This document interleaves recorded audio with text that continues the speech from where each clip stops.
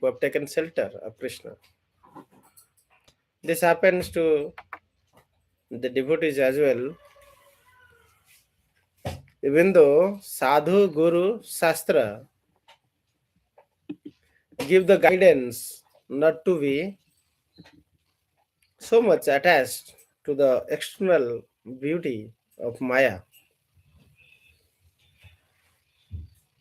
Even in every classes, we hear the message of Srimad Bhagavatam that the more we become attached to the body, the activities of the body,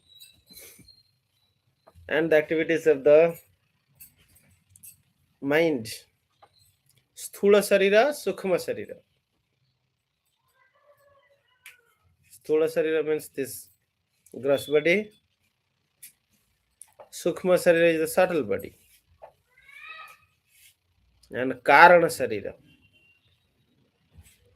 Karana is the cause. Why we have got this body?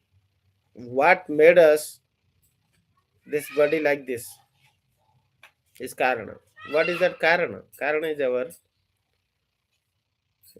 result or reactions of karma from previous life. Whatever good karma, we have Subha Phala, good results. We'll get merits in many form if we have good karma. We may become popular, we may become bodily strong, beautiful, and we may get opulence, and we may get facilities to cultivate Krishna consciousness. All are because of the pious merits. And similarly, impious merits, impious demerits. What are they? Like failure, struggle. Even though you put every effort, your result is not coming. Even though sometimes you are willing to visit holy dham, Vrindavan, but you are unable to go because of some reason, this and that.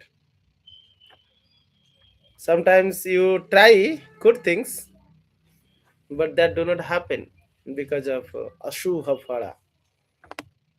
So that is what our life is directed by the subha and asubha karma.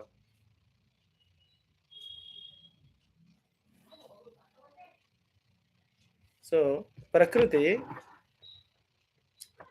give us a skeleton or the framework where we can work, but we have the choices of work. So people may say that if bhagya or karma is everything, then what is that we have to do? That everything is all readily planned, then whatever I do has nothing. In that case, you must understand there is everything for us to do, but in a framework which is called ability or the eligibility. You may say eligibility. Everybody may not have eligibility to everything because of their pious merits and demerits, but his efforts are counted. Choices are important. The Navina karma, new karma, whatever we do, that shapes the next future. So anyway, devotee have choices that whether they become attracted to Maya by ignoring the instructions of Sadhguru Shastra, or they tolerate the so-called attractions of or urges of Maya, but strictly following the instructions of Sadhguru and Shastra. The next point that even though we are prone to fall in the prey of the material fantasy, Lord do not give his hand. Lord do not stop his protections because of not obeying him. So those who are obeying, they will not fall into this trap. Those who are disobeying, they will fall into this trap. So even though you may say that I am obeying scriptures, why there are so much sufferings, all these things. If you obey scripture, still your life, whatever framework is decided, will be there. However, a devotee's life is not in the hand of Bhagya completely, but in the Bhagya that is guided by Krishna. Krishna nullifies the Bhagya, the framework, reduced to, or like scripture says, the great material ocean become like the hoof print of the cow or horse. So that is made possible by Krishna. Nothing to be worried. But what we need to be worried about our life is that in our every activities with this body is servant of Krishna. This mind will be engaged, this subtle body, my mind and intelligence will be engaged in the smarana, remembrance of Krishna. Subtle body, the intelligence will be engaged. How I can serve better. Intelligence should not plan how the bodily engagement be fulfilled. Rather, it should plan how the senses of Krishna being pleased. That is the role of intelligence, is that give, when we supply knowledge to our intelligence through sadhu sangha, scripture, reading scripture, hearing and chanting, glorifying Lord through our activities, then intelligence get the engagement of Krishna consciousness. Then intelligent gives the intelligence required to please Krishna. If we do not give, because intelligence always need heavy load. If you give space for intelligence, idle mind is the workshop of evil. All the evil thought will take place. But when we busy in Krishna consciousness 24 hours, then our intelligence will also be engaged in Krishna consciousness. Otherwise, intelligence will find a way how to enjoy Maya, how to give enjoyment to the senses by associating with Maya. So that is the problem here. Krishna never give up. Mudhera mangala tumi अन्वेषिव इदासे ना भव पर सकृत एव पपन्ह ज तव अस्मि इति च जाचते अभयम सर्वदा तस्मयि dadami etad vratam mama. So this is a promise of Krishna.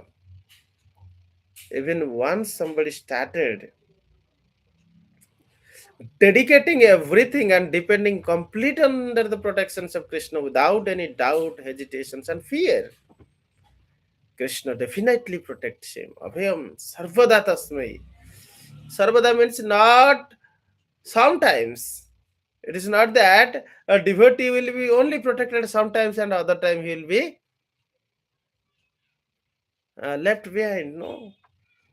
Sarvada, Abhayam Sarvada Tasmai, I will give protections from all kind of fears, not some kind of fears, from all kind of fears.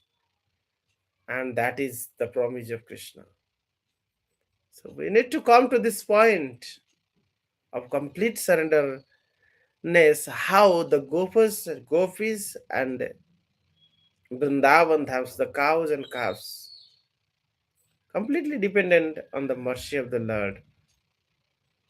Even sometimes they are unable to stop themselves or check themselves from the so-called attractions of external world. Still, Krishna do the better for them, protect them. So when Aghasura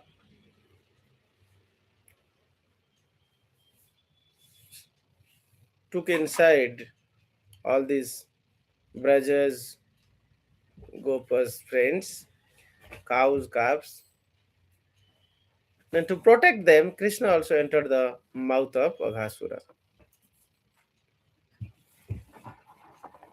Then Krishna increased the size. Aghasura tried to unblock the mouth from the size of Krishna.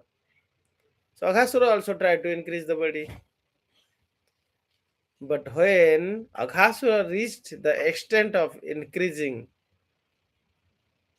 Krishna body, transcendental body, still got increased and captured the all the space possible to exchange the air. Then life air didn't get any space to get exchanged. So life air need the external air to be mixed with, and external air will give oxygens to the various cells in the body, and that oxygen will produce energy. If life air is not there, the external air, the oxygen, cannot flow to every portion of the body. Gradually, the body need, the cell need energies to remain alive, but the flow of air itself cannot happen without prana sakti being mixed to it. So regulating prana sakti is essential, whose prana sakti or the life air is regulated by following regulated breathing exercises. His body is very well maintained, and who knows to control the flow of life air, he can regulate everything. 1 minute.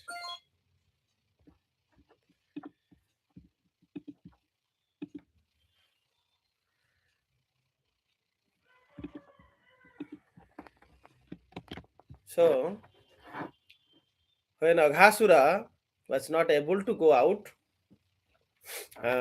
is not able to, his life air is not able to exchange with the outside air, then he lost his prana shakti and gave up the body, and life air when not able to exchange for some period, then it must goes out. The symptom of life air is that it will always flow. If it is stopped everywhere, then it must go above the head, Brahmarandra. That is the yoga practice. Those devotees who are able to block the nine gates through which the life air can go out, then there will be no other gate but Brahmarandra, top of the head, through which the life air will go out. So Aghasura, when blocked everything, then the life air passed through the Brahmarandra. and whose life air passes through Brahmaranda, he get liberated. So the person who only awards liberation is Mukunda, who is inside the mouth of Aghasura, protected the uh, regulation of life air of Aghasura and allowed the life air of Aghasura passes through Brahmarandra. That is how Aghasura got salvation, and then all the gopas, gopis, and gopas, calves who are dead because of the poison inside the womb, inside the gallbladder and stomach of Aghasura, the acids that cause death by simply glance of Krishna, then the life air of all the gopas, calves, cows begin flowing again and they are alive again. So when we take shelter of Krishna, the pranavayu, the life air, simply flows by the glance of Krishna, with the fear of Krishna. Surya, Chandra, Tara, Vayu, Agni, Varuna, all are moving because of the fear of Krishna. So when Krishna wants the life air to flow, then it will flow. So when we take shelter of Krishna, we have no reason to fear anyone. Hare Krishna. Any questions or comment?